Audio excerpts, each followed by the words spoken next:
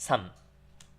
옷을 다 갈아입은 스제반 아르까지치는 온몸에 향수를 뿌리고는 와이셔츠 소매를 바로잡고 익숙한 솜씨로 권련이며 돈지갑이며 성냥이며 또 쌍갈래 쇠줄에 장식물이 달린 회중시계며를 여기저기 호주머니에 갈라넣더니 손수건을 한 번 획 내털고 나서 일신의 불행에도 불구하고 전신이 정결하고 향기롭고 건강하며 또 적어도 육체적으로는 상쾌한 것을 느끼면서 매 걸음마다 가볍게 몸을 흔들며 식당으로 나왔다. 거기에서는 이미 커피가 또 커피와 나란히 관청에서 온 서류와 편지가 그를 기다리고 있었다. 그는 편지를 쭉 훑어 읽었다. 그중 한 통은 몹시 불쾌한 것이었다. 그것은 아내의 영지에 있는 삼림을 사기로 되어 있는 한 상인에게서 온 편지였다. 이 삼림은 기어이 팔아야 할 것이었으나 일이 이쯤 되고 보니 아내와의 화해가 성립되기까지는 애당초 그런 문제를 꺼낼 수도 없는 노릇이었다. 여기에 있어 무엇보다도 불쾌한 것은 이 삼림 매매건으로 하여 아내와의 당면한 화해 문제에 금전상의 리해 관계가 얽혀지게 되는 그것이었다. 그리하여 자기가 이러한 리해 관계의 지배를 받을 수 있다는 생각, 자기는 이 삼림의 매각을 위하여 아내와의 화해를 구하게 되리라는 생각, 이런 생각이 그로 하여금 모욕감을 느끼게 하였다. 편지를 모두 읽고 나서 스제반 아르까지치는 관청에서 온 서류를 자기 앞에 끌어당겨 두 통의 문건을 재빨리 훑어보고는 국달한 연필로 몇 군데 표식을 한 다음 그것을 밀어놓고 커피잔에 손을 대었다. 커피를 마시면서 그는 아직 눅눅한 기운이 풍기는 조간 신문을 펼치고 내리 읽기 시작하였다. 스제반 아르까지치는 한 자유주의적 신문, 극단한 것이 아니고 대다수 사람들이 취하고 있는 그런 방향에 속하는 을 구독하고 있었다. 그리고 과학이니 예술이니 정치니 하는 것들에 별반 흥미를 느끼지 않았음에도 불구하고 그는 이런 문제들에 대하여 대다수 사람들과 또 그의 신문이 취하고 있는 그것과 동일한 견해를 견지하고 있었으며 오직 대다수 사람들이 그것을 변경할 때에만 그도 역시 자기 견해를 바꾸는 것이었다. 아니, 더 정확히 말한다면 그가 자기 견해를 바꾸는 것이 아니라 그의 견해 자체가 저도 모르는 사이에 어느덧 바뀌어지는 것이었다. 스제반 아르까지치는 정치상의 방향이나 일정한 견해를 자기 주견으로 선택하는 일은 없고 이런 방향이나 견해가 스스로 그에게 찾아드는 것이었다. 그가 모자나 프로코트의 형을 애써 선택하는 일이 없어 그저 여러 사람들이 쓰고 입는 것을 자기도 취하는 것과 꼭 같았다. 그런데 한편 상류사회에서 생활하는 그에게 있어서는 보통 인생의 성숙기에 흔히 발달하는 일정한 사고활동의 요구로 보아도 자기의 견해를 가진다는 것은 모자를 가져야 하는 것과 마찬가지로 필요한 일이었다. 그러면 무슨 까닭에 그는 역시 그의 교제의 범위에 속하는 많은 사람들이 취하고 있은 보수적 방향을 버리고 바로 자유주의적 방향을 취하게 되었는가 하는 문제가 나섰는데 만일 여기에 그 어떤 이유가 있었다면 그것은 그가 자유주의적 견해를 보다 합리적인 것으로 인정하였기 때문이 아니라 다만 그것이 그의 생활 양식에 보다 더 적합하였기 때문이었다. 자유당파의 사람들은 러시아 생활의 모든 것이 추악하다고 비난하였는데 사실 스제반 아르까지치에게는 빚만 잔뜩 있고 돈은 대단히 부족하였다. 자유당파의 사람들은 말하기를 결혼은 시대에 뒤떨어진 제도이다. 따라서 그것을 개조하여야 한다고 하였는데 실제 가정생활은 스제반 아르까지치에게 별로 만족을 주지 못하였으며 그로 하여금 자기 본성을 속이고까지 허위와 허식을 강요하였다. 종교는 야만적인 주민층들을 구속하기 위한 한갓 기반에 불과하다고 자유당파의 사람들은 말하였다. 더 정확히 말한다면 그렇게 추측하였다. 그런데 사실 아닌 게 아니라 스제반 아르까지치는 짧은 시간에 기도 석상에서도 다리가 아파 쩔쩔매었으며 또 이 세상에서 웃음 락단으로 한평생 지낼 수 있는데 저승에 대한 무시무시한 과장된 어구들이 대체 무슨 소용이 있는 것인지 도무지 이해할 수가 없었다.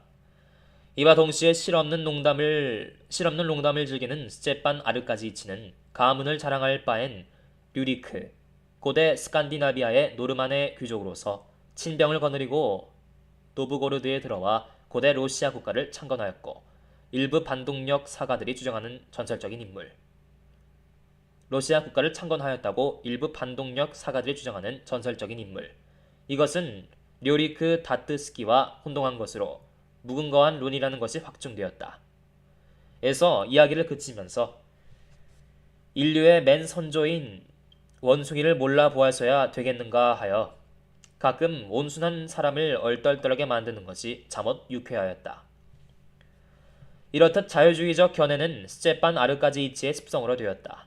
그리하여 가벼운 안개처럼 머릿속에 몽롱한 기분을 자아내는 탓으로 식후에 담배 한 대를 애호한 것과 같이 그는 신문을 애독하는 것이었다. 그는 우선 사설을 내리 읽었다. 거기에는 오늘날 급진주의가 모든 보수적 요소들을 삼켜버리려고 위협하고 있다느니 정부는 혁명의 화근을 없애기 위한 대책을 강구할 의무가 있다느니 하고 많은 사람들이 아우성치고 있는데 이것은 전혀 허무맹랑한 주장이다. 오히려 그와 반대로 우리의 견해에 의할진된 위험은 이런 가상적인 혁명의 화근에 있는 것이 아니라 바로 사회의 진보를 저해하는 완고한 인습에 있는 것이다. 하는 등등의 사연이 역설되어 있었다. 그는 다른 재정관계의 논설을 읽었지만 거기에는 벤삼과 밀, 영국의 부르주아 학자 및 정치 활동가들, 이 인용되고 정부에 대한 신랄한 풍자가 있었다. 그는 자기의 특유한 민속한 판단력으로서 이런 모든 풍자의 진위를 이해할 수 있었다. 즉 그것이 어떤 동기로부터 누구에게서 나와 누구에게로 향해진 것인가를 그는 곧 알아맞힐 수가 있었다. 그리고 이것은 언제나와 같이 그에게 어느 정도 만족을 주었다. 그러나 오늘은 이런 만족도 마뜨료나 필리모 노브나의 권고가 회상되고 또 집안 형편이 그처럼 험악한 사실을 상기하게 함으로 해서 거의나 흐려지고 말았다. 그는 또한 풍설에 의하면 베이스트 백작이 비스바든에 들린 듯하다는 기사와 금후에는 백발을 완전히 없앨 수 있는 묘약이 나왔다는 광고, 경마차의 매각 광고, 그리고 청년 신사의 취직 광고를 읽었다.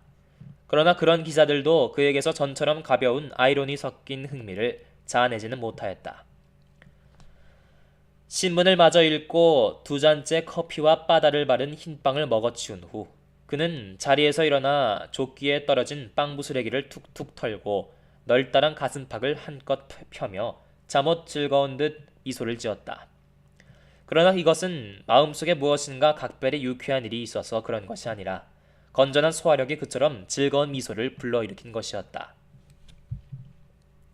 하지만 이 유쾌한 미소는 즉시로 그에게 모든 것을 상기시키어 다시 그는 생각에 잠겨버렸다.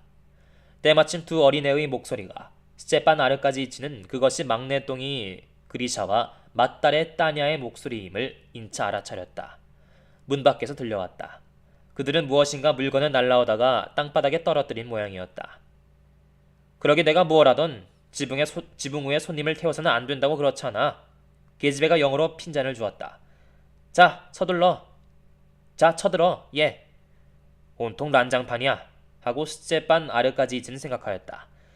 저렇게 애들이 저희끼리 뛰어다녀도 보살펴주는 사람 하나 있나. 그래서 그는 문간으로 나가 두 아이를 불렀다. 아이들은 기차 놀이를 하느라고 끌고 다니던 자그마한 궤를 내동댕이 치고 아버지 방으로 들어왔다. 아버지의 귀염바지인 딸애는 조금 더 꺼리낌 없이 달려들어 오더니 와락 아버지를 끌어안고 자지러지게 깔깔 웃어대며 언제나와 같이 그의 구레나룻에 풍겨오는 향수 냄새에 좋아라고 깡충거리며 그의 목에 매어 달렸다. 그리고는 마침내 오래 수그리고 있어 빨갛게 상기한 사랑에 빛나는 아버지 얼굴에 키스를 하고는 그의 목에 감았던 팔을 풀고 놀던 자리로 달려나가려 했다. 그러나 아버지는 딸애를 붙잡고 놓아주지 않았다. 그래, 엄마는 어떠시냐? 매끄럽고 보드라운 딸애의 목덜미를 손으로 어루만지며 그는 물었다. 너도 왔니? 하고 그는 웃는 얼굴로 아들애의 인사에 대답하였다. 그는 자기가 이 아들애에 대하여 사랑이 퍽박하다는 것을 의식하고 있었다. 그리하여 아이들에게 골고루 평등하게 대하려고 항상 애써오는 터이지만 그래도 아들애는 그것을 빤히 알고 있어 아버지의 차가운 미소에 대하여 웃는 얼굴로 대답하려 하지 않는 것이었다. 엄마요? 일어나셨지 뭐 하고 계집애는 대답하였다. 스테판 아르까지치는 한숨을 내쉬었다. 그런즉 또 밤새 한잠도 못 잔 모양이군. 이렇게 그는 속으로 생각하였다. 그래 어때? 엄만 기분 좋으시더냐? 계집애는 아버지와 어머니 사이에 말다툼이 있었다는 것, 따라서 어머니는 기분이 좋을 리 만무하다는 것, 또 아버지가 그것을 뻔히 알면서도 모르는 척 시치미를 떼고 그처럼 신상하게 그걸 묻는다는 것을 잘 알고 있었다. 그래서 소녀는 아버지 일이 스스로 부끄러워 살짝 낯이 빨개졌다. 아버지도 이내 이것을 알아채고 역시 얼굴을 붉혔다. 몰라요 하고 계집애는 말하였다.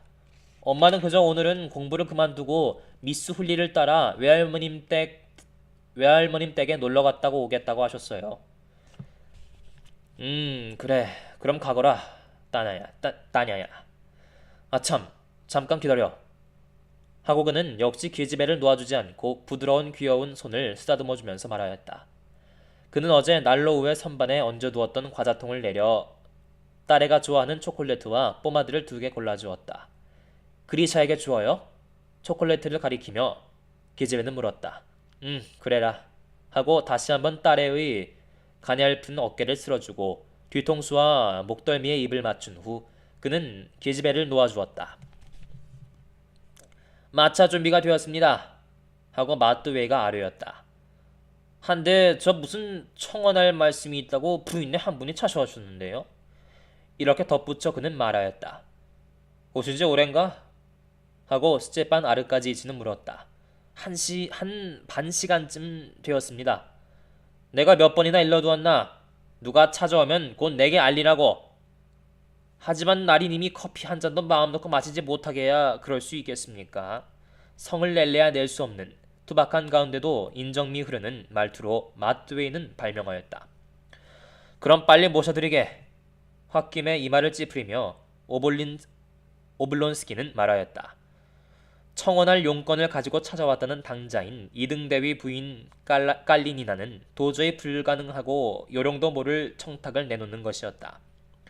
그렇건만 스테판 아르까지치는 평소의 습관대로 여자에게 자리를 권한 후 말허리를 꺾거나 한 일이 없이 상대편 이야기를 유심히 다 듣고 나서 이번에는 누구에게 어떤 식으로 조력을 구할 것인가 하는 상세한 주의를 주고 나중에는 굵직굵직하고 미끈하며 아름다운 명확한 달필로 그 여자에게 방조를 줄 수 있는 모 인사에게 보내는 간단한 소개장까지 써주었다. 이등대위 부인을 돌려보내고 나서 스테판 아르까지치는 모자를 집어들고 문득 무엇을 잊어버린 것은 없나 두루 생각해보며 주춤하고 그 자리에 멈추어 섰다. 한데 결국 그가 잊어버리기를 원한 것, 즉 아내의 일을 내놓고는 아무것도 잊은 것은 없었다. 참 그걸. 그는 풀기 없이 고개를 떨어뜨렸다. 그의 아름다운 얼굴에는 구슬픈 표정이 떠올랐다. 가야 하나 안 가야 하나. 이렇게 그는 혼자 속으로 망설였다. 그런데 마음속의 목소리는 그에게 말하는 것이었다. 아내에게 갈 필요는 없다. 여기에는 허위 이외에 아무것도 있을 수 없는 것이다. 사실 아내를 또다시 사랑을 불러일으킬 만한 매력있는 여자로 만들 수도 없거니와 또 그렇다고 자기를 애옥의 기력이 없는 늙은이로 만들 수도 없는 것만큼 두 사람의 사이를 바로잡는 것은 불가능한 일이다. 이렇게 그 목소리는 말하였다. 허위와 기만 이외에는 지금 아무것도 나올 수 없었다. 그런데 이 기만과 허위야말로 그의 성격에 맞지 않는 것이었다. 하지만 언제건 한 번은 만나야 할 게 아닌가. 사실 언제까지나 이대로 끌 수는 없는 노릇이니까. 스스로 용기를 내보려고 애쓰면서 그는 이렇게 중얼거렸다.